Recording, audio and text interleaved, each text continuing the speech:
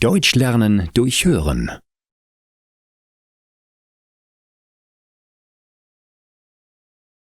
Kurzurlaub. Viele Menschen fahren einmal im Jahr in den Urlaub. Sie wollen sich erholen, neue Kraft tanken. Normalerweise dauert so ein Urlaub 2 bis 3 Wochen.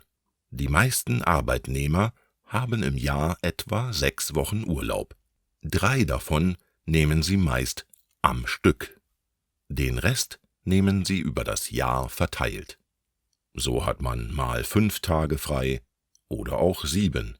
Eine weite Reise lohnt sich hier kaum. Wenn man aber in dieser Zeit nicht zu Hause bleiben möchte, macht man einen sogenannten Kurzurlaub. Man fährt ein paar Tage weg, vielleicht in eine andere Stadt oder mal kurz in die Berge oder an die See. Deutschland hat viele verschiedene Regionen, die sich für eine kurze Reise lohnen.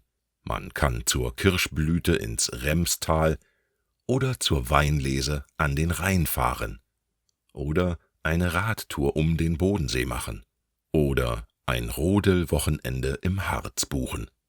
Es gibt für diese Art Reisen viele unterschiedliche Angebote. Manche Reisebüros haben sich auf Kurzurlaube spezialisiert. Auch im Internet findet man schon fertig organisierte Kurzreisen. Der Vorteil von Kurzurlaub ist, dass man mal ein paar Tage aus dem Alltag herauskommt. Man sieht Neues.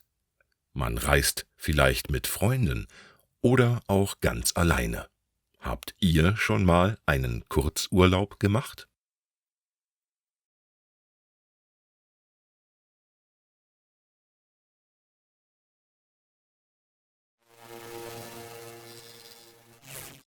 Deutsch lernen durch Hören.